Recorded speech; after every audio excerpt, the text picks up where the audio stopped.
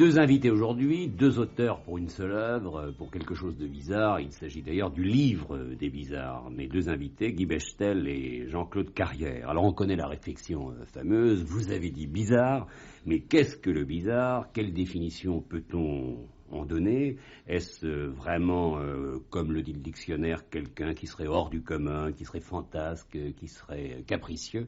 Alors on va essayer, Guy Bechtel et Jean-Claude Carrière, d'avoir d'abord votre propre définition. Guy Bechtel.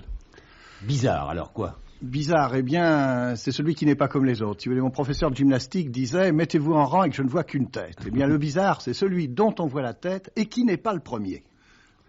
Jean-Claude Carrière. Oui, c'est celui qui n'est ni fou, ni monstrueux, il faut bien dire ça, par la naissance. Par exemple, un veau à deux têtes n'est pas bizarre, et qui n'est pas non plus normal. Ça se situe au centre de ce triangle. Alors, à la dernière page de votre livre, vous posez vous-même la question avant qu'on puisse vous la poser. Alors, je vous la pose. Êtes-vous bizarre?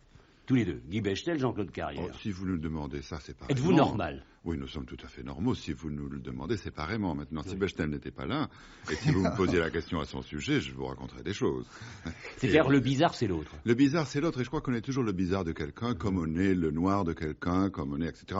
C'est une histoire sans fin dans l'histoire même de l'humanité. Quand Bechtel parlait de l'intérêt que peut apporter l'étude de la bêtise et de la bizarrerie, il faut dire aussi que ça aide beaucoup à comprendre une époque. C'est l'envers d'une culture. On nous assène toujours l'histoire de l'intelligence, l'histoire des héros, des personnages extraordinaires qui ont dominé et illuminé leur temps. De temps en temps, il est merveilleux et fort instructif de faire le contraire, de faire des personnages de l'ombre, ceux que l'histoire n'a pas retenus, ceux que l'on montrait du doigt de leur temps, mais qui ont été effacés des pages des livres d'histoire. Mais vous n'avez pas eu la tentation de plonger un peu dans le monde d'aujourd'hui? Parce que dans votre livre, je ne rencontre pas les bizarres de notre temps, ceux que nous côtoyons. Hein. Alors ça, on a à peu près 15 à 20% du livre concerne le XXe siècle. Disons, on n'a pas voulu non plus ne faire qu'un livre d'aujourd'hui, qu'une galerie de héros de notre temps, mais il y en a quand même quelques-uns et nous avons laissé quelques pages blanches à la fin du livre pour que vous et d'autres lecteurs puissiez les remplir. Puis je crois que c'était facile, si vous voulez. Alors, on peut, autour de nous, il y a plein de bizarres. Il n'y a qu'à prendre des hommes politiques. Nous sommes en pleine campagne présidentielle, on aurait pu faire peut une belle liste. Les uns après les autres. D'abord, est-ce qu'il ne faut pas être bizarre pour faire de la politique? Oui. C'est une première chose. Alors, on pourrait les prendre tous, mais on dirait, ils ont recopié le journal d'hier matin, car le journal d'hier matin et le journal de ce matin est le journal des bizarres, si on le lit bien. Mais comment vous en est venue l'idée? Vous y pensiez depuis longtemps? Oui, depuis plusieurs années. C'est d'ailleurs un travail qui s'est étalé sur plusieurs années. Nous en avions déjà parlé à l'époque du dictionnaire de la bêtise, et nous avions déjà à cette époque-là commencé à mettre de côté certains types de caractères. Ensuite, nous avons petit à petit précisé l'idée, trouvé le mot. Une fois qu'on a trouvé le mot bizarrerie, ça s'est cristallisé autour de cette notion de bizarre. Et commencé les recherches qui ont été très longues et très difficiles, car il n'existait pratiquement rien sur ce sujet, à part quelques ouvrages anglais sur les excentriques anglais, qui sont peut-être parmi les... Qui sont très importants. Très importants et qui sont parmi les champions de la bizarrerie systématique. Et les illuminés de Nerval. Oui, les illuminés de Nerval étaient presque notre thème, pas tout à fait, et aussi les grotesques de Champfleury. Alors, il y a quand même une sacrée galerie de phénomènes. D'ailleurs, vous faites le compte des maniaques, des excentriques, des obsédés, des pervers, des cruels, des illuminés. Vous amusez beaucoup, en fait, non? Ah on l'a fait pour s'amuser. Non, pour s'amuser, mais quand même sérieusement. C'est-à-dire, moi je crois que le sérieux et le divertissement dans ce domaine-là sont inséparables. Et que la meilleure façon d'apprendre, c'est de divertir. Si l'un n'est pas séparé de l'autre. Et avec le dictionnaire de la bêtise, c'était le cas. Je crois que c'est aussi le cas avec le livre des bizarres. C'est en effet un livre, nous croyons, pour nous en tout cas, et pour ceux qui l'ont lu et qui nous en ont parlé, très divertissant. Mais au-delà, et à chaque instant, il y a une autre démarche qui consiste à ouvrir des petits rideaux, écarter des portes pour montrer des choses qu'on n'a pas l'habitude de montrer. Oui, mais j'ai le sentiment quand même que vous avez de la préférence, ou une préférence pour les bizarres. Mais bien sûr qu'on aime les bizarres. Cela dit, il y a plusieurs sortes de bizarres. De la même façon qu'il y a le bête moche, il y a le bizarre moche, le cruel, l'empereur qui torture, etc. Puis il y a le bizarre, j'ose pas dire fou, dingue, doux dingue, qui consacre toute sa vie à faire quelque chose. Je ne sais pas, par exemple, je pense à Arcleg, qui toute sa vie a aimé le verre. Alors c'est très beau de s'habiller en vert, d'avoir d'une livrée verte, de ne manger que des petits pois. Vous faites ça 1 an, on dit, bon, il a fait un pari. Faites ça 20 ans, c'est formidable. Je connais un autre qui s'appelle Bolton, un Anglais encore, comme d'habitude, n'est-ce pas? Qui alors lui, c'était l'eau froide. Alors tous les matins, douche d'eau froide l'hiver, c'est au XVIIIe siècle, il fait casser les étangs, il se fait plonger dans l'eau froide. Il se fait mettre une chemise qu'on a trempée dans l'eau froide. Il reçoit ses invités dans l'eau froide. Il reçoit ses invités, il ne boit que de l'eau. Et il est mort comme ça. Il a d'ailleurs vécu trop longtemps, je crois jusqu'à 90 ans. Il est mort en disant qu'il n'avait jamais eu d'autre envie que de l'eau, sauf quelquefois de temps en temps de boire un petit coup de vinaigre. Il y a l'autre aussi qui est mort, je crois, à 98 ans, qui mangeait les cailloux. Ah oui, enfin, qui collectionnait les cailloux jusqu'à la fin. Il en faisait le... même de la dragée de cailloux. C'est l'abbé Lemonnier, c'est un personnage extraordinaire. D'ailleurs, par ordre alphabétique, A, B, c'est le premier. C'est en tête du livre. C'est un abbé du 19e siècle qui mangeait des pierres. Alors c'était son grand plaisir. Où qu'il allât, il trouvait des pierres, quelquefois dans la campagne, dans les champs, et il les goûtait partout.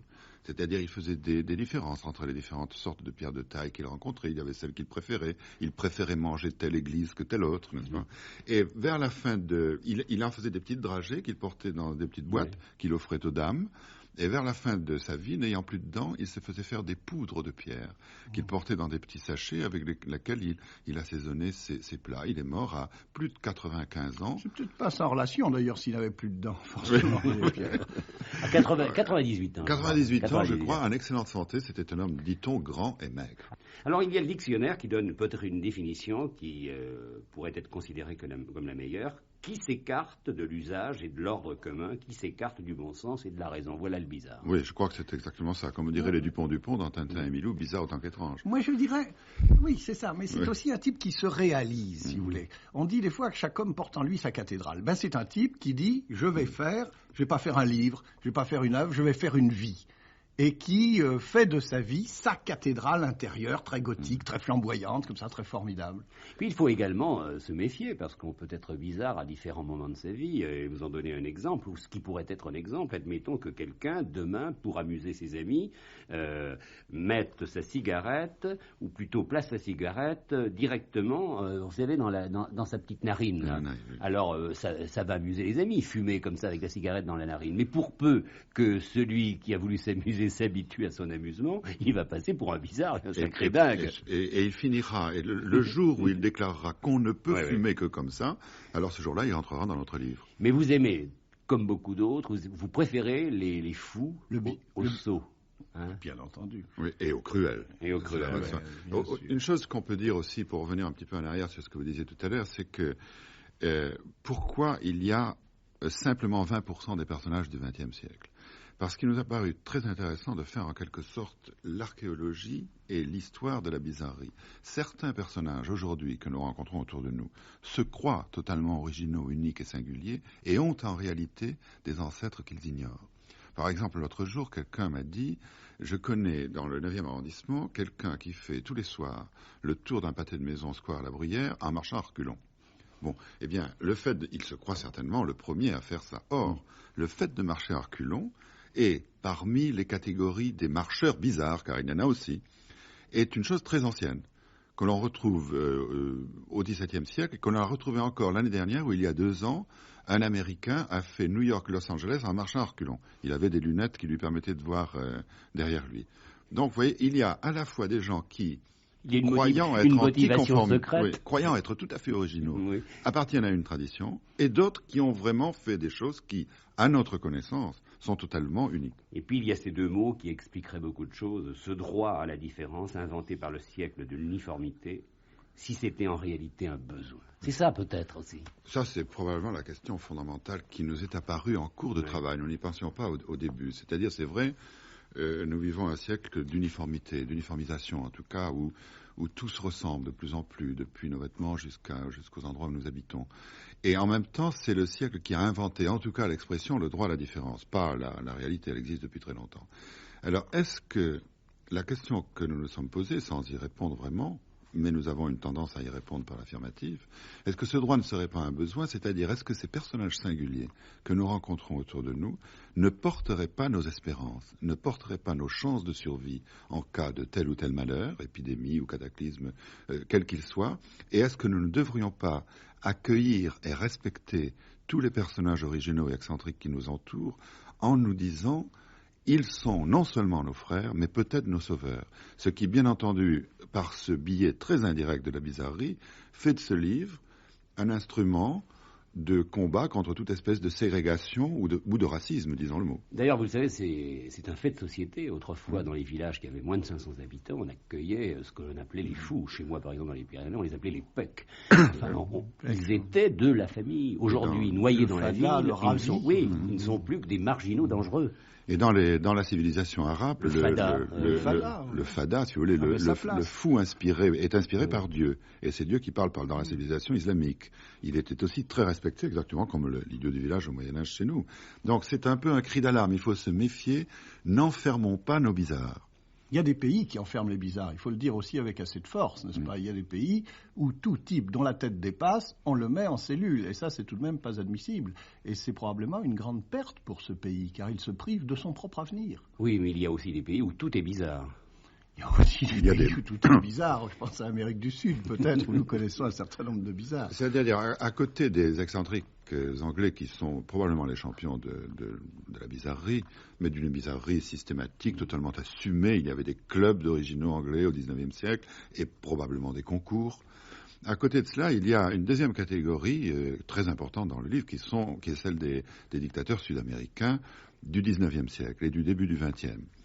Inspirés la plupart par l'exemple grandiose de Napoléon, et souvent mal compris. Par exemple, Francia, qui a été un des plus célèbres et des plus féroces et des plus étonnants dictateurs qui a fermé le Paraguay sur lui-même pendant 30 ans, au beau milieu du XIXe siècle, qui a supprimé le système des PTT et tout moyen de communication à l'intérieur du pays, et qui obligeait, car il avait horreur de l'écriture, son premier ministre, qui était un métis, à tout apprendre par cœur et à ne prendre aucune espèce de note, c'est-à-dire il devait toutes les nominations de fonctionnaires, de militaires, etc., il devait tout savoir par cœur.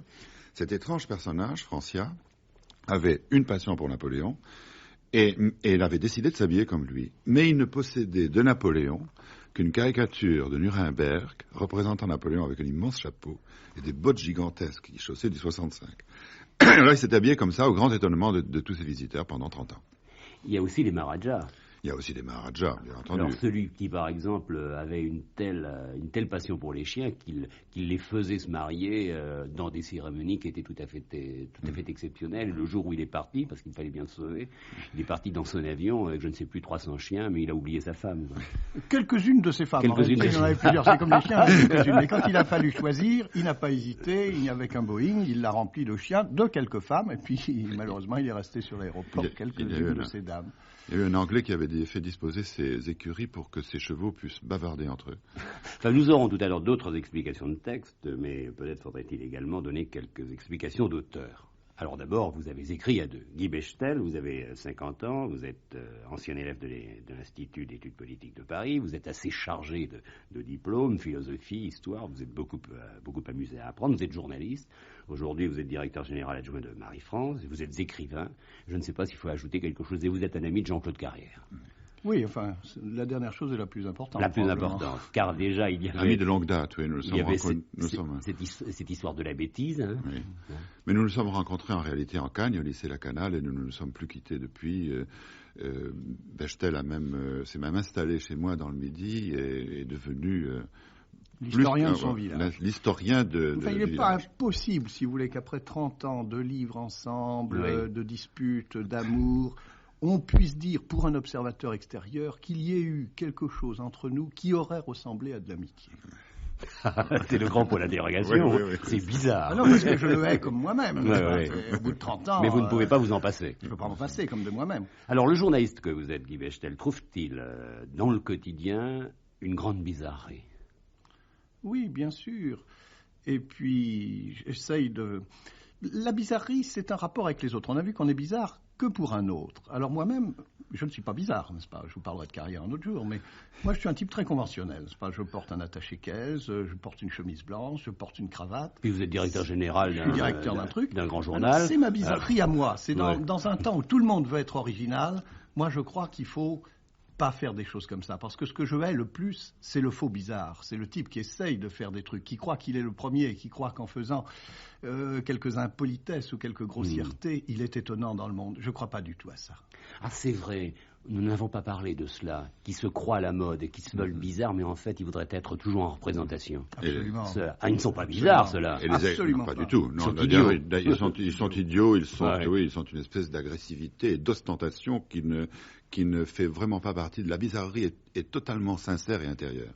Alors, venons à Jean-Claude Carrière, votre ami Guy Bechtel, celui que vous n'aimez pas, c'est-à-dire votre meilleur ami, à peu près la même formation, parce que vous étiez en Cagne à la Canale. Alors, il y a bien évidemment ces 30 années d'amitié, il y a également ces possibilités, car alors Jean-Claude Carrière, il est écrivain, il est auteur de théâtre, il est adaptateur, il est scénariste surtout. Alors, il y a le cinéma pour lui et la télévision, ce sont ses plateformes préférées.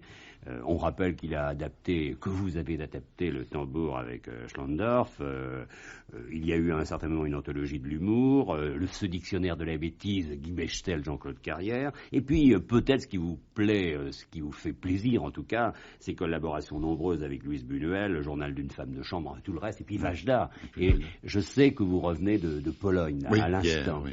Vous étiez avec Vajda, et vous pourriez peut-être nous dire un peu ce qu'est la Pologne aujourd'hui.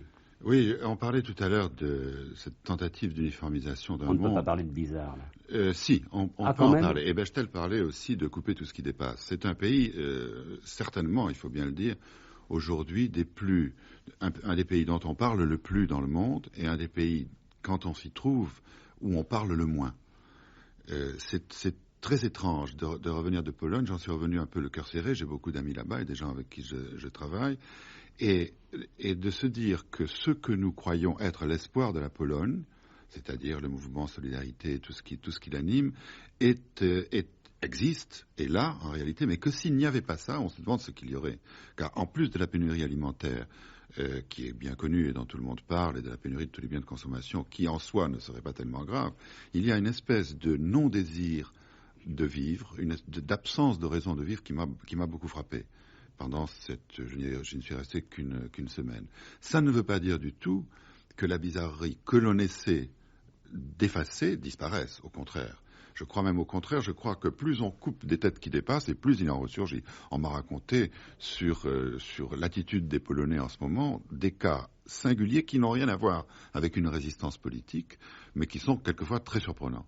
Jean-Claude Carrière, là il y a une expérience personnelle que vous pouvez donner. Vous étiez chez Vajda. Vit-on d'une manière normale? Peut-on manger convenablement? Alors ça, c'est la pénurie alimentaire, elle est totale. C'est-à-dire il n'y a dans les magasins que des boîtes de haricots et du thé et un peu de vinaigre. Je crois que c'est tout ce qu'on peut trouver. Tout le reste, ou on l'obtient en fraude si on connaît quelques amis paysans, ou on le reçoit de l'étranger au moyen de colis ou de gens qui arrivent. Le spectacle, voilà une chose très singulière, le spectacle de l'avion d'Air France partant d'Orly pour aller en Pologne. Je n'ai jamais vu ça, c'était un spectacle d'exode. Tous les gens amènent de l'Ouest tout ce qu'ils peuvent imaginer. Ça va d'outils, de pièces de rechange pour la voiture, à des couches de bébés, et avec toute la complaisance d'ailleurs de la compagnie d'aviation, Air France laisse entrer dans la cabine tout, et en particulier, sur 200 voyageurs, il y en avait 100 qui amenaient à la main 5 ou 10 kilos de lessive. Il y avait au moins 200 ou 300 kilos de lessive dans cet avion, ce qui est une des images les plus surréalistes qui soit, des gens rentrant dans l'avion avec de la lessive et mille autres choses. On pourrait dire que vous faites trop de choses tous les deux, Guy Bechtel et Jean-Claude Carrière. Alors, qu'est-ce qu'un auteur et qu'est-ce qu'un journaliste? Moi, j'ai une réponse à ça. Quand on me dit que je fais beaucoup de choses... C'est Carrière qui répond. Oui, je dis que ça m'étonne beaucoup, car je n'ai pas l'impression de travailler plus de 8 ou 9 heures par jour. Et je me dis que ce sont les autres qui ne fichent rien. Et après, on dira qu'il n'est pas bizarre. Non, mais d'abord, il faudrait dire qu'il fait un métier qu'il aime. Ceux qui travaillent, qui sont des travailleurs, ce sont ceux qui travaillent de 9 à midi et de 3 à 6 dans des boulots qu'ils n'aiment pas. Oui, bien entendu. Voilà. Il faut dire ça aussi, c'est que beaucoup d'auteurs aujourd'hui, beaucoup de scénaristes, beaucoup de gens qui font des adaptations de théâtre ont un autre métier. Sont journalistes, sont directeurs de collection dans une maison d'édition, ont un autre métier et écrivent le soir, pendant les week-ends, pendant leurs vacances, enfin à leur moment perdu, ce qui d'ailleurs leur procure un supplément de travail souvent considérable. C'est pas parce qu'on est écrivain qu'on n'a pas le droit d'essayer de gagner raisonnablement sa vie. Non, ce que je veux dire, je réponds uniquement d'un point de vue personnel, c'est que moi je n'ai pas ça, donc j'ai plus de temps que d'autres. Le matin, quand je me lève, je n'ai que mon travail à faire. Oui, et puis peut-être vous avez tous les deux le goût des honneurs, mais d'une manière différente. C'est-à-dire Jean-Claude Carrière est un très grand scénariste, très remarqué, très estimé, très couronné, mais il reste quand même dans une forme d'ombre. comme s'il voulait l'anonymat, simplement le talent. Et vous, en revanche, Guy Bechtel, vous avez gravi tous les échelons du journalisme. Il y a eu l'Express, il y a eu Match, maintenant il y a Marie-France, et vous êtes directeur général. Alors, il y a quand même quelque chose qui vous différencie, là. Mais c'est qu'il y a des malheurs qui vous arrivent et qu'on n'a pas voulu. C'est un malheur d'accepter un poste quelque part? Certainement. C'est vrai? Certainement, très profondément. Mais on peut partir dans ce Très moment-là. profondément, parce qu'à ce moment-là, il faut cesser d'être bizarre. Il ne tolère pas que vous soyez complètement bizarre. Je crois qu'il faut le cacher davantage, c'est tout. Il faut le cacher davantage. On devient bizarre du dimanche, c'est embêtant. Enfin, chaque société produit ses bizarres, on s'apercevra que vous l'êtes un peu et que vous en jouez, mais quelle est la grande époque de la bizarrerie? Est-ce aujourd'hui? Ah, voilà une question à 1000 francs. Ouais. Pour moi, c'est le 19e siècle, parce que c'est dans le 19e siècle que tout se produit. C'est là où se produisent les plus extrêmes explosions de bêtises, les plus extrêmes explosions d'individualisme, les plus extrêmes explosions d'intelligence. C'est le moment où tout commence, où rien ne finit, c'est le moment où il y a le romantisme. Et tout de même la bizarrerie, c'est lié à l'individu, c'est dire moi j'existe, moi j'ai le droit d'exister, moi je vous emmerde, moi je veux être tout seul, moi je ferai ma vie, ma cathédrale, mon machin, mon truc, mon œuf. Ça, c'est le 19e siècle qui l'apporte tout de même. Alors, il y a des bizarres au 18e, les empereurs romains sont bizarres, mais il y a des pré-bizarres. Peut-être allons-nous vers une post-bizarrerie, si le monde devient uniforme, si on était de tout. Moi, je suis assez d'accord sur le 19e siècle. D'ailleurs, près de 50% du livre se rapporte au 19e siècle. Il faut dire aussi que c'est le siècle où tout se met en mouvement, où tout se met tout à coup à bouger, alors que depuis des millénaires, ça ne bougeait pas, et où chaque possibilité individuelle, où on commence à dire aux individus, vous pouvez devenir ceci ou cela, où ils le pensent eux-mêmes. Les illuminés politiques qui existent, qui foisonnent au 19e siècle, et qui tous affirment et placardent sur les murs de Paris qu'ils sont le sauveur de l'humanité, qu'il faut voter pour moi, et qui se proclament d'ailleurs souvent candidats perpétuels au gouvernement français, n'existent pas vraiment avant la Révolution française et ce qui l'a suivi. C'est-à-dire on ne s'exprime pas avant d'avoir la possibilité de s'exprimer, voilà. Sauf quelques précurseurs très rares et que nous avons essayé de répertorier. Enfin, dans le livre des bizarres, vous parlez des autres, mais si l'on y prend garde, on s'aperçoit que c'est une radioscopie du monde contemporain. Parce que les gens qui vous lisent et qui lisent les aventures qui sont arrivées aux autres se disent « mais moi aussi je suis un peu bizarre ». Et je pourrais parler de l'autre, car on en revient toujours à cela. L'autre est bizarre. Il y a aussi quelqu'un qui pourrait lire le livre et à la fin dire « Ouf, je n'y suis pas ». Quels sont vos bizarres préférés? Parce qu'il y a beaucoup de bizarres. Alors Guy Bechtel. Pour moi, ce sont les dictateurs sud-américains. Tu as parlé d'un tout à l'heure, celui qui faisait fusiller les chiens. Il y en a tout de même beaucoup d'autres. Pensez qu'il y en a un qui était au Mexique et qui a fait des funérailles nationales à sa jambe. Au cours d'une bataille, il a perdu sa jambe. À sa jambe. À sa jambe. Ah, on l'a mis dans un corbillard, il l'a suivi, évidemment. Il suivait à cheval au milieu d'une foule en larmes. Au milieu d'une foule en larmes.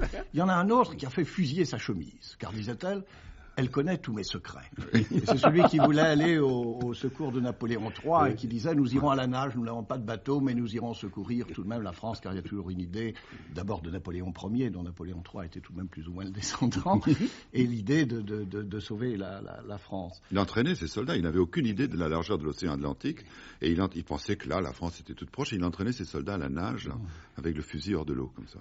Quelques autres bizarres. Préféré, je dis bien. Hein. À Carrière. Moi, on n'a pas du tout parlé des femmes depuis que nous avons commencé. Or, il y a dans ce livre... Beaucoup de femmes. Oui, beaucoup de femmes singulières. Il y a cet étonnant personnage tchèque qui s'appelle Vlasta, la princesse Vlasta. Je crois que ça, c'est un cas absolument unique dans l'histoire. J'étais très très content de l'avoir trouvé. Car c'est une femme qui était chef de la garde de la reine de Bohême. Elle a pris le pouvoir, Vlasta, à la suite d'un coup d'État. Et elle a formé une garde prétorienne uniquement composée de femmes. C'est-à-dire, c'est vraiment arrivé une fois dans l'histoire du monde, les femmes ont pris le pouvoir par la force. Et elles l'ont gardé 8 ans. Et elles ont édité une constitution selon laquelle, tenez-vous bien, les hommes n'avaient bien entendu aucun droit. Ils ne pouvaient pas choisir leurs femmes, c'était le contraire. Ils ne pouvaient pas faire les lois. Ils n'avaient pas le droit de porter des armes sous peine de mort. Et ils étaient obligés de monter à cheval les 2 jambes jointes et du même côté, c'est-à-dire, avant la lettre, un Amazone.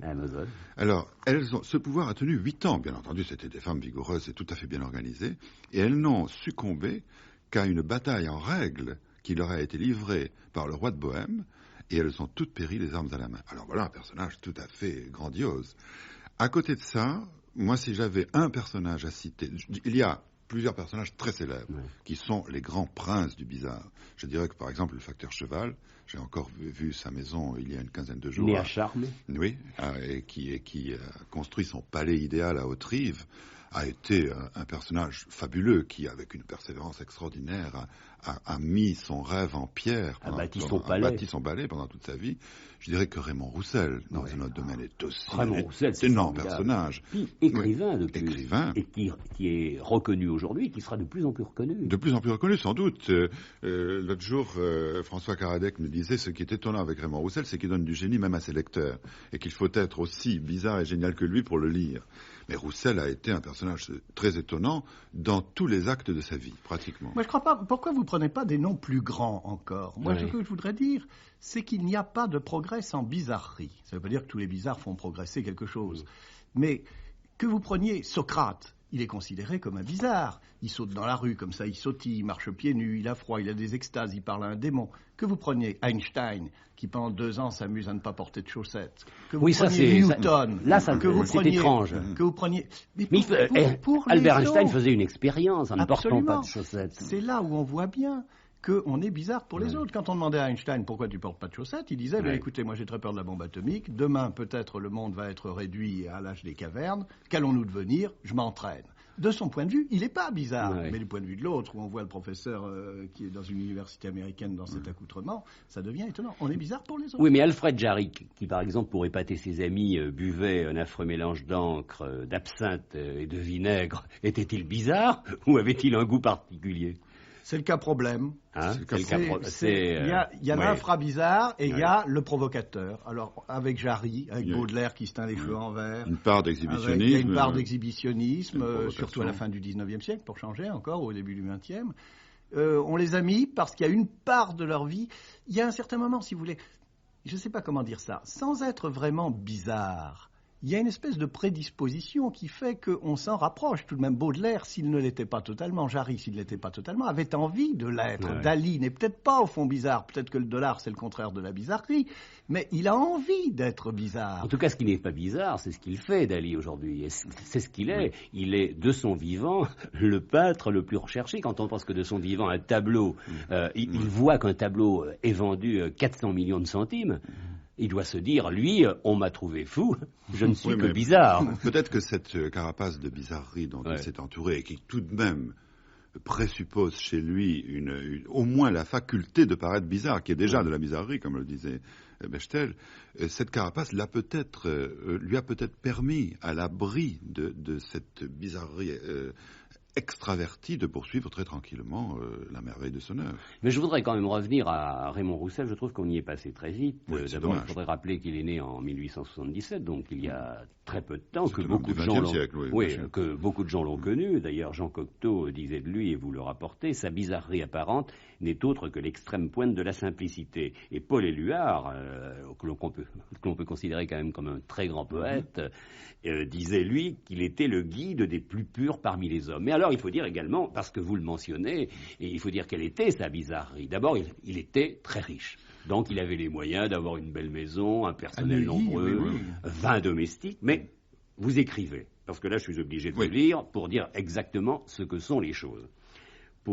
Par raison de commodité, il prenait, Raymond Roussel prenait ses 4 repas, un à la suite de l'autre, sans interruption. Il se mettait à table chaque jour vers 12h30 et commençait par son petit déjeuner. Alors des fruits, thé, chocolat, brioche, fromage.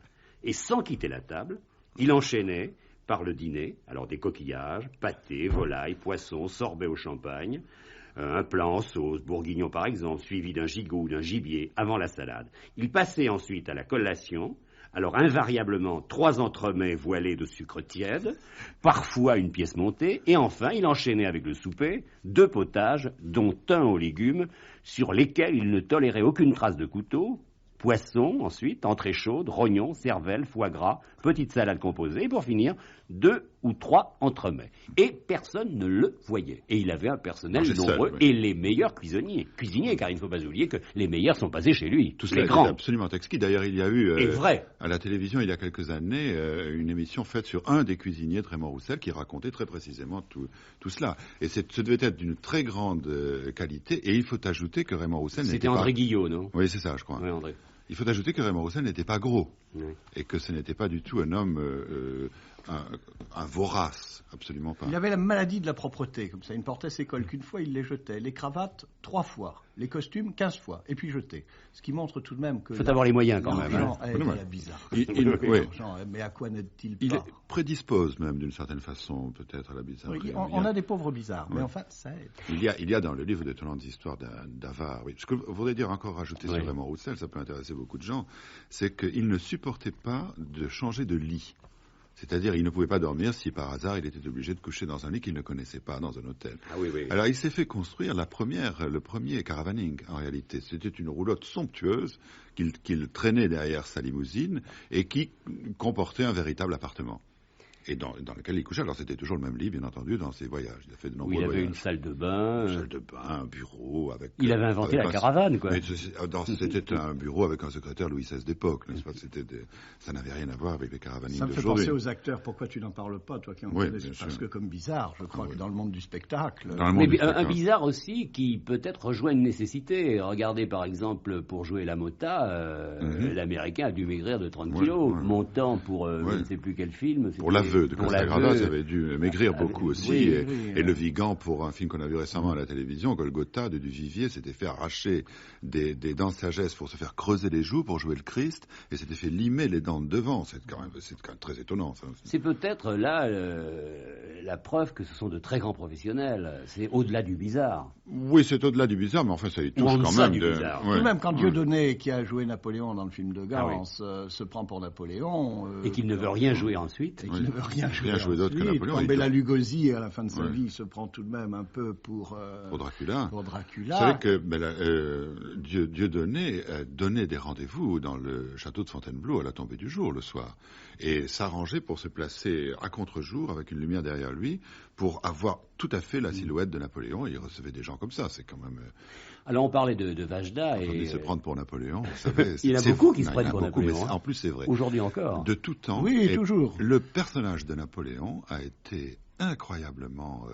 a marqué les années qui ont suivi, enfin les dizaines d'années qui ont suivi, le siècle qui a suivi, avec une force incroyable. On le voit chez les dictateurs sud-américains. Vous parlez de Vajda, je reviens de Pologne. Dans la maison où habite Vajda, il y a 15 estampes au moins représentant Napoléon. C'est la plus formidable légende qui ait jamais existé. La légende d'Ulysse, la légende des dieux du monde romain et grec n'atteignent pas la formidable mensonge de l'épopée qu'il y a eu autour de Napoléon et en même temps un creuset pour d'autres choses. Vous parlez de Napoléon, mais regardez celui qui aujourd'hui se prend pour Hitler. Oui, aussi, c'est vrai. C'est une affaire d'aujourd'hui, on l'a vu dans tous les journaux. Entre parenthèses, il ressemble... Entre parenthèses, c'est un peu bête, mais Napoléon était bizarre aussi, tout de même. Oui, je reviens à Vajda. Bon, l'histoire de cette comédienne, elle est formidable. Cette comédienne qui, à Leningrad, a dressé son chien.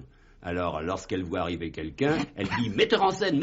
Et le chien se précipite et saute vraiment à la gorge du metteur en scène, car cette comédienne n'a pas tourné depuis 20 ans. Oui. C'est lui qui me l'avait raconté. Ce sont des histoires comme ça. Alors, il y a également Marguerite de Navarre. C'est un problème d'âme, et c'est très joli.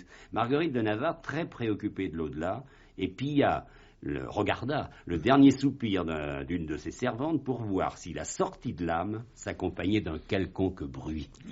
Là, ça va un peu loin quand même, non? Mais vous savez, il y a peut-être eu un autre siècle bizarre. On disait tout à l'heure que le principal, c'est le 19e, mais peut-être que le 16e aussi. Oui. Toutes les périodes de bouillonnement sont des périodes de grands changements où les individus tentent des paris, peut-être idiots, mais tentent d'abord le pari de leur propre vie, de leur propre pensée. Marguerite de Navarre, c'est ça. En même temps, Paracel, c'est d'autres gens. Cortés conquiert l'actuel Mexique, il emporte avec lui une armée de théologiens, enfin pas une armée, mais un grand nombre de théologiens, dont la mission est de se demander si les Indiens ont une âme, et qui tiennent de grands colloques et font des quantités d'expériences. En même temps, quand les Indiens, les habitants du Mexique, capturent quelques Espagnols, un de leurs premiers soins est de les plonger morts dans de l'eau pour voir s'ils pourrissent. C'est-à-dire que voilà, en face à face, des hommes qui ne se reconnaissent pas comme hommes et qui se demandent si l'autre est vraiment son semblable. Alors ça, on a là aussi, on peut, on voit par quel bout ça se rattache à notre propos. Oui. La religion, et spécialement les prêtres catholiques, ont tout de même offert des exemples de bizarreries étonnants. On ne peut pas citer... Il y a un article Luther dans le livre. C'est pas vrai, il n'y a pas d'article Luther. Il y a un article sur le père Sanchez, je présente bien entendu, qui est tout de même un type formidable, car on les aime. Le père Sanchez est un religieux espagnol, un jésuite espagnol, n'en rajoute pas, qui a été chargé de réfléchir sur les cas de péché en matière sexuelle. Il a écrit un livre admirable, qui n'est malheureusement pas traduit en français, qui s'appelle Le De Matrimonio. Que nous possédons. Et où il examine tous les cas... Sancti Matrimoni Sacramento. Tous les cas possibles de rapport entre les hommes, mariés, pas mariés, avec des bêtes à 2, à 3, à 4, je ne donne pas de détails. Il faut dire pourquoi il le faisait. Il y a passé... Pour les confesseurs. Pour les confesseurs, bien sûr. C'était destiné à faire un manuel de confesseurs pour ces gens qui, n'ayant peut-être pas l'expérience et entendant des choses et la culture, avaient tout de même la nécessité de répondre. Mais pour penser à tout ça, des chaleurs lui montaient à l'esprit. Alors il s'asseyait sur un banc de marbre toute la journée. Dès que la place était chaude, il changeait de place, se mettait à une autre place froide sur le marbre. Il mangeait sans épices, jamais de vin, que de l'eau. Et il gardait les pieds constamment à 15 cm au-dessus du sol pour qu'aucune effluve ne le touche, pour qu'il ne soit pas, comment dirais-je, parasité, ébranlé, et que sa pensée soit absolument pure et non pas engluée dans la chair. Il faut dire que le père Sanchez, par l'intermédiaire des confesseurs auxquels ce livre s'adressait, a commandé la vie sexuelle de l'Occident pendant 3 siècles, sans l'ombre d'un doute. Alors Jean-Claude Carrière, vous parliez des femmes, et elles sont nombreuses dans le livre des bizarres. Il y a par exemple la marquise Cassati. Alors elle était bien évidemment d'une riche famille italienne, parce que pour être tout à fait bizarre, il faut être tout à fait riche. Tout à fait riche. Là, on peut se permettre vraiment... oui, c'est-à-dire que là, on peut satisfaire ses caprices. Mais je voudrais citer, si on parle de femmes, une femme qui n'était pas riche et qui est restée, qui pour moi est le personnage numéro 1 du livre, qui est la princesse Carabou. Ah oui, ça, c'est une merveilleuse histoire, car c'est vraiment quelqu'un qui a enchanté sa vie et qui encore aujourd'hui reste prodigieusement mystérieuse, car on ne sait pas qui elle était. Au début du 19e siècle, une femme est apparue sur les côtes du sud de l'Angleterre, vêtue de vêtements exotiques, apparemment orientaux. Elle était brune. Elle ne parlait pas un seul mot d'anglais. Alors on l'a recueillie assez charitablement. Elle ne connaissait aucun des usages. Elle ne savait même pas ce qu'était un lit. On a dû lui montrer à l'aide d'une petite fille à quoi servait un lit. Au bout de quelques jours, on a fait venir des gens de Londres. Personne n'a pu comprendre la langue qu'elle parlait. On lui montrait des gravures de pays étrangers. Elle n'en connaissait aucun. Au bout de quelque temps, elle était devenue déjà un objet de curiosité. Un marin portugais a dit « Mais elle parle malais, je comprends ce qu'elle dit. C'est la princesse Carabou. Elle a été enlevée par des pirates et jetée à la côte au large de l'Angleterre. » Alors, elle est devenue un personnage extrêmement connu. Des savants londoniens sont venus orientalistes pour essayer de percer le mystère de cette femme.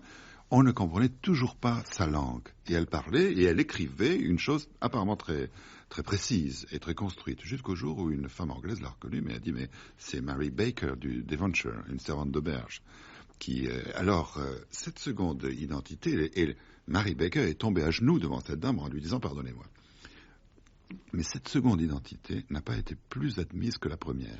Elle a paru même encore plus singulière. Et on a laissé vivre la princesse Carabou un long moment dans une petite ville du sud de l'Angleterre, où elle se livrait au rituel d'une culture complètement inconnue. Elle se promenait dans la rue avec un gong dans son dos sur lequel elle tapait, elle montait aux arbres pour faire le guet, elle avait des danses de guerre, elle implorait la pluie et le soleil, elle s'entraînait au tir à l'arc, enfin, tout un rite guerrier et religieux auquel les gens ont assisté pendant très longtemps, jusqu'au jour où on a décidé de l'envoyer à l'Amérique, ne sachant que faire d'elle, on n'avait rien à lui reprocher. Elle part sur un bateau. Quelques semaines après, Hudson Love, qui est le gardien de Napoléon à Sainte-Hélène, c'est au moment où Napoléon est prisonnier à Sainte-Hélène, voit arriver une chaloupe, une barque, avec un personnage dedans qui rame vers la côte de Sainte-Hélène. C'est une femme. Elle met pied à terre et elle dit « Je suis la princesse Carabou », dans un anglais maladroit. « Je voudrais voir Napoléon ».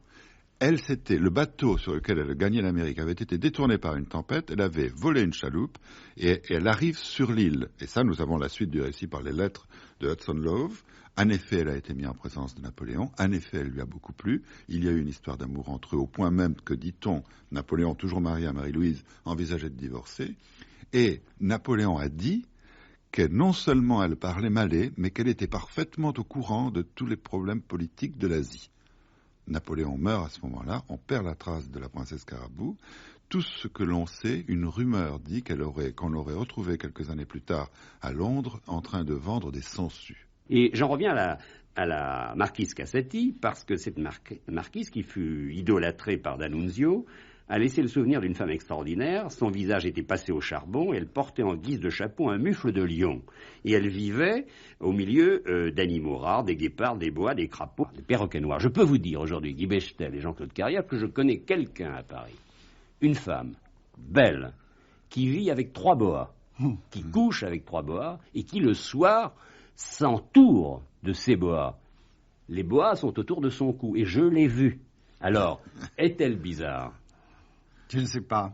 Je me demande si les bizarres sont heureux d'ailleurs. Oui. Ou est-ce que cette bizarrerie, le boa dont vous parlez, est-ce que c'est pas un refuge contre l'angoisse aussi de ces périodes troublées? Je sais pas, je pense à son boa, c'est le boa que portaient les dames en 1925. Oui. Mais c'est un vrai boa. Mais c'est un vrai boa. Il y a un article zoophilie dans le livre, sûr. et donc oui, c'est un domaine de la bizarrerie que nous avons envisagé. Nous en avons donné quelques exemples, oui, sans doute. Alors il y a également les exemples que l'on connaît bien, qui sont les exemples historiques, comme Paul Deschanel. Alors était-il bizarre? Paul Deschanel, il était président de la République, et il avait déjà donné, c'était un garçon très très gentil, il avait donné quelques signes de bizarrerie. Alors on sait bien qu'il est tombé du train, qu'il s'est présenté chez un garde-barrière. On sait moins que déjà 15 jours avant, à Nice, si je me souviens bien, il avait fait un discours, et puis comme un passage avait plu, eh bien, il l'a bissé. C'est-à-dire qu'il a recommencé le discours, sous les applaudissements. Et puis ensuite, à une époque où ça se faisait pas, tout de même de signer des autographes et de donner des baisers, il est descendu dans la foule, comme ça, il envoyait des baisers. Après son accident du train, si on peut appeler ça un accident, on l'a ramené à l'Élysée. C'est quand même merveilleux, quelqu'un qui se présente en chemise de nuit à un garde-barrière et qui lui dit « Je suis le président de la République ». Oui. Vous n'allez pas me croire, je suis le président de la République. Je suis tombé du train. Et on l'a ramené à l'Élysée, et là, il a essayé de monter un arbre, tout de même, on a vu, parce qu'on s'était dit, peut-être c'est une petite crise, on va pouvoir le garder un petit peu encore, tout de même, jusqu'à la fin du mandat. Et puis, il s'est baigné également dans le bassin qui se trouvait à l'Élysée, avec les canards. Alors là, il a fallu tout de même le mettre en maison de repos. Mais il a essayé de poursuivre sa carrière politique. Ensuite, il a encore fait un petit temps. Guy Bechtel et Jean-Claude Carrière, vous êtes persuadés que le chevalier Déon était un homme? Ah, oui. Oui. Ah oui, absolument certain. Et si vous voulez, la bizarrerie... Alors, il a été pris au jeu, car s'étant habillé en femme toute sa vie, il a été condamné. Mais vous savez qu'on l'a obligé à la fin à s'habiller en femme. Parce qu'au début, il s'habille un peu en femme, il sert d'espion à la cour de Russie, il va en Angleterre, etc. Puis un beau jour, quand il revient en France, vous savez qu'il avait le visage tout couturé de coups d'épée, car c'était un très bon duelliste, un très bon bretteur. Il a voulu s'habiller en homme, et le roi a dit « pas question ». Et c'est sûrement une femme, donc il était tout à fait furieux de ça. Il a même voulu reprendre du service au moment de la guerre d'Amérique. Et on lui a dit, pas question, vous êtes une femme, restez comme ça. Mais quand il est mort, on est allé regarder de plus près, c'était bel et bien un homme. Vous savez, moi j'ai retenu quelques-uns de vos bizarres, et ils sont peut-être parmi ceux que vous aimez un peu moins, parce que vous leur avez consacré parfois simplement 3-4 lignes. Mais ils sont exemplaires par rapport à des choses que l'on pourrait penser. Par exemple, il y a Linière. Alors le poète Linière bat un jour toute l'eau. Non, le poète Linière boire, comme boire. Le poète Linière but un jour toute l'eau d'un bénitier où la femme qu'il aimait avait trempé le bout de ses doigts. C'est à peu près tout ce qui est resté de lui. Mais c'est beau, ça. Mais c'est beau, mais c'est parce que l'amour est dans la vie d'un homme une catastrophe aussi grande que la Renaissance ou que le 19e siècle. C'est quelque chose qui change tout. Alors, on fait des choses nouvelles. Et puis, il y a le goût, la passion, la folie du collectionneur. Elle est là tout entière. Un collectionneur anglais possédait d'un livre rarissime un exemplaire qu'il croyait unique. Apprenant qu'un autre exemplaire existait à Paris, il y courut, l'acheta pour une somme considérable et le jeta aussitôt dans le feu sous les yeux de l'ancien possesseur. Et c'est cela le collectionneur. Il y a aujourd'hui des collectionneurs qui ont volé des tableaux. Mais est-ce que tous les collectionneurs ne sont pas un peu bizarres aussi? Si. On sait que certains tableaux volés sont dans des coffres chez des collectionneurs parfaitement honnêtes, qui ne les montreront jamais. Je dis parfaitement honnêtes par ailleurs, qui ne les montreront jamais. Mais de temps en temps, une fois par mois, 2 fois par mois, 3 fois par mois dans les grandes circonstances, ils vont là dans le coffre et ils le regardent. Mais c'est qu'on fait aussi des collections de choses beaucoup plus étranges. Savez-vous qu'il y a des gens qui font des collections d'excréments d'hommes célèbres? Non, mais on a fait des collections de tout. On a fait des collections de nains, les rois, on a fait des collections de fous. Celle qui me plaît le plus, je crois, à l'article collection, c'est ce milliardaire américain qui, ne sachant que collectionner, a fait une collection de collections. Alors, Gérard de Nerval, est-il fou, est-il bizarre lorsque, au Palais Royal, il se promène un homard vivant au bout d'un ruban bleu? Bien, ça rejoint ce qu'on disait de Baudelaire. C'est ce qu'on disait de Baudelaire, si vous voulez. Il y a une part qui confine un petit peu à la folie, et dont peut-être sa fin donne une idée. Il y a une part qui confine, cette fois-ci, à la provocation, et je crois que le homard bleu en fait partie. Et puis, il y a une part qui est vraiment bizarre, qui est, par exemple, quand il essaye de voler dans les rues. Il se prend pour un oiseau à un certain moment. Là, il n'est pas encore vraiment fou, il n'est pas vraiment encore atteint. C'est difficile. Tout notre problème dans la bizarrerie a été de savoir jusqu'où aller trop loin, etc., entre l'infra-bizarre, le malade, le fou, le dingue, le provocateur. Mais vous voyez, Guy Bechtel et Jean-Claude Carrière, je voudrais vous féliciter, vous remercier pour une chose. Bon, vous racontez des faits, vous installez le bizarre, vous donnez des exemples, mais de plus, vous écrivez. Et c'est ce qui est bien, c'est-à-dire que vous avez fait un vrai travail. Et vous vous êtes amusés, vous nous amusez, mais dans le même temps, ce n'est pas gratuit, car tous ces bizarres nous sont racontés. Par exemple, vous parlez de Gérard de Nerval et vous parlez de son vol, et vous dites Gérard de Nerval essaya aussi de voler comme un oiseau dans une rue de Paris. Il battait des bras, les yeux au ciel. La maréchaussée l'interpella parce qu'il s'était, pour monter dans les nues, séparé de ses habits terrestres. Et tout est écrit. Et c'est ce qui est bien aussi. Ça n'est pas simplement une relation de bizarre. Oui, contrairement au dictionnaire de la bêtise qui n'était fait que de citations, celui-ci est entièrement écrit. Il n'est pas fait que de citations. Et alors, ce qui m'étonne, et vous me l'avez dit tout à l'heure hors antenne, dans les 2 minutes qui précédaient, Guy Bechtel, vous préférez le dictionnaire de la bêtise au livre des bizarres. C'est pas la même chose. Je préfère, ça veut dire quoi? J'aimerais être un des bizarres du livre des bizarres. Pour moi, le livre des bizarres, d'abord, c'est le dernier, c'est le plus. Mais d'un autre côté, il y a des textes dans le dictionnaire de la bêtise qui sont absolument énormes. Et puis, Dieu merci, il y a une liaison entre les deux, c'est-à-dire que quelques bizarres ont prononcé d'énormes bizarreries. Et puis, on peut s'interroger aussi, lorsque, par exemple, vous parlez de Blaise Pascal. Pascal, très tôt, commence pour lui l'âge du génie. Étudiant le bruit des assiettes à table, il hasarde une théorie acoustique, il a 10 ans. Il retrouve plus ou moins seul, en tout cas bien avant ses condisciples, les principes de la géométrie d'Euclide. Il a 12 ans. Il compose un traité des sections coniques qui étonne Descartes. Il a 16 ans. Et il invente une machine à calculer. Il a 18 ans. Mais ça n'est plus le bizarre, c'est le génie, non? Mais est-ce qu'il y a une très grande différence quand on parlait d'Einstein, quand on parlait de Newton? Oui, mais quand même, dans les 10 ans qui suivent, je pense toujours à Pascal. Vous croyez qu'il devient moins bon? Non, il produit tous ses chefs-d'œuvre au milieu de tourments physiques et moraux. Oui, le gouffre à côté de lui. Il me semble que pour qu'un cerveau conçoive une idée nouvelle ou l'exprime, il faut qu'il soit légèrement fêlé. C'est ce que nous avons toujours pensé, c'est que le génie est tout proche de la bizarrerie par cette faculté d'accueil et d'invention. Une tête bien faite et totalement fermée restera toujours une tête bien faite et fermée et ne laissera échapper rien de neuf, rien de nouveau.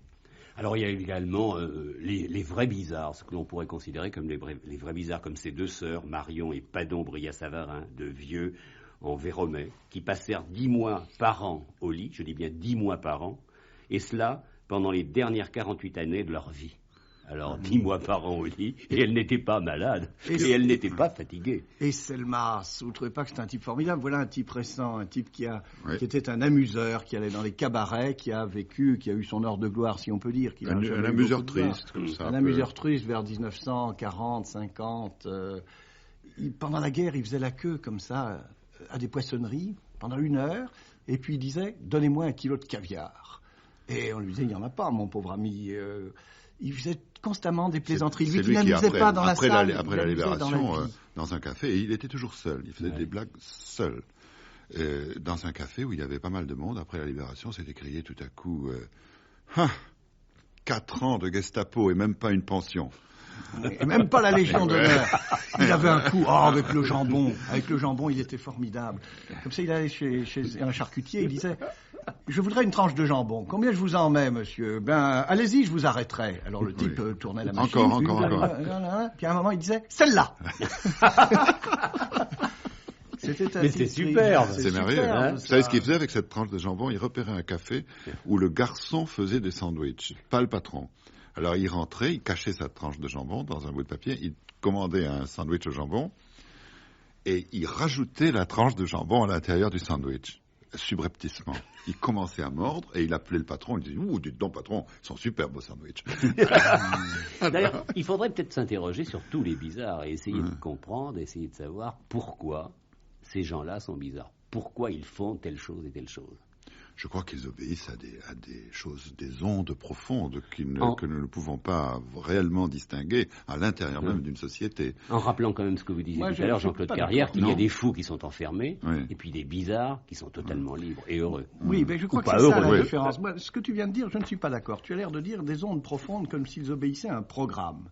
C'est-à-dire que c'est génétique. Moi, je crois que le fou, c'est génétique. Mais en revanche, le bizarre, et c'est ça la grande différence, c'est volontaire. Sans doute a-t-il des prédispositions qu'il n'en a pas. Mais c'est un type qui dit « je vais faire quelque chose ». Quand tout le monde fait des choses pour étonner les autres, moi, je vais m'étonner moi-même. Je vais faire une vie. L'un n'exclut pas l'autre, je crois que les deux. Ils sont aussi, il faut le dire, le désespoir du romancier. De toute manière, vous avez tous les deux un avenir formidable. Il y a le livre des bizarres, mais vous pouvez faire demain le nouveau livre des bizarres. Vous pouvez faire demain vraiment la grande anthologie des sectes. Rappelez-vous le livre de Guy Breton, les Nuits secrètes de Paris. D'ailleurs, vous le rappelez, c'est cette secte particulière qui s'efforçait de retrouver la pureté perdue par la seule contemplation de son nombril. C'est-à-dire que tous ceux qui appartenaient à cette secte passaient des heures à regarder leur nombril dans une méditation tout à fait exceptionnelle. Il y en a d'autres qui le font et qui ne font pas partie de secte. Oui, ça c'est souvent. Et à longueur de journée, peut-être. Et puis aussi, il faut savoir que les bizarres sont quand même regardés d'un peu près. Et vous le dites à la dernière page de votre livre, il faut en effet préciser qu'aujourd'hui, les pompiers de Paris, de façon à pouvoir intervenir utilement et rapidement, tiennent méticuleusement à jour une liste des habitants possesseurs d'animaux étranges ou dangereux. Parce que c'est vrai, et c'est ce que je disais un peu tout à l'heure, il y a plein de gens qui vivent, pas plein de gens, mais beaucoup, avec des crocodiles, des dizaines et des dizaines, avec des crocodiles dans l'appartement, des tigres, des léopards, des vipères, des boas, des scorpions. Alors là, c'est peut-être... Des feuilles noires. C'est peut-être la bonne compagnie. Peut-être. Oui. Hein?